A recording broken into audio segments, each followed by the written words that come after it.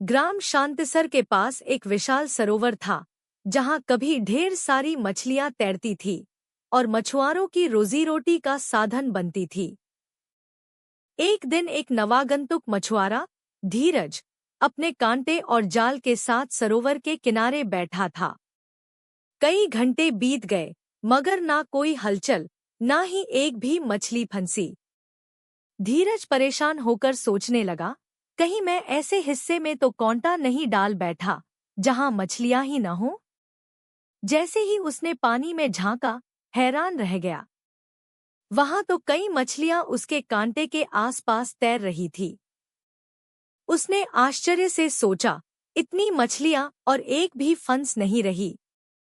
उसी समय वहां से एक बुजुर्ग यात्री सुरेश बाबा गुजर रहे थे। उन्होंने यह दृश्य देखा तो मुस्कुराते हुए बोले, बेटा, लगता है तुम पहली बार यहाँ मछली पकड़ने आए हो।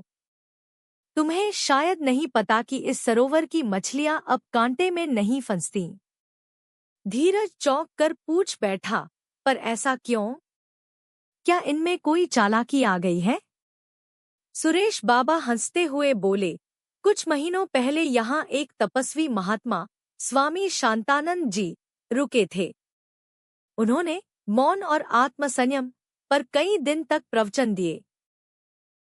उनकी वाणी इतनी प्रभावशाली थी कि केवल इंसान ही नहीं, इस तालाब की मछलियां भी ध्यानपूर्वक उनकी बात सुनने लगी। उन्होंने आगे कहा, स्वामी जी का एक ही मंत्र था, जो नहीं बोलेगा वही बचेगा। मछलियां भी शायद ये बात समझ गईं। अब जब भी कोई कांटा डालता है, वे मुंह नहीं खोलती। जब मुंह ही न खुले, तो कांटे में फंसेगी कैसे?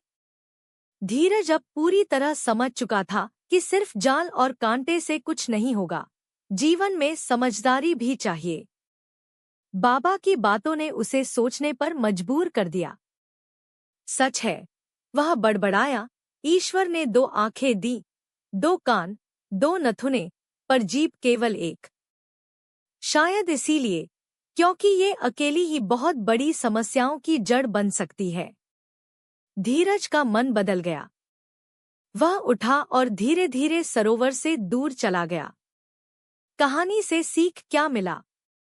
स्वामी शांतानंद जी की एक बात हमेशा याद रखनी चाहिए, जब मुंह ही नहीं खोलोगे तो फंसोगे कैसे?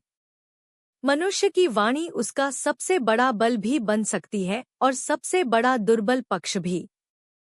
अनुचित और अनियंत्रित वाणी से रिश्ते टूट सकते हैं, समाज में अपमान हो सकता है और बनते काम भी बिगड़ सकते हैं।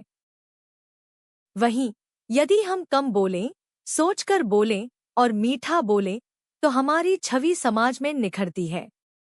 विनम्रता से कहा गया एक शब्द भी किसी का जीवन बदल सकता है।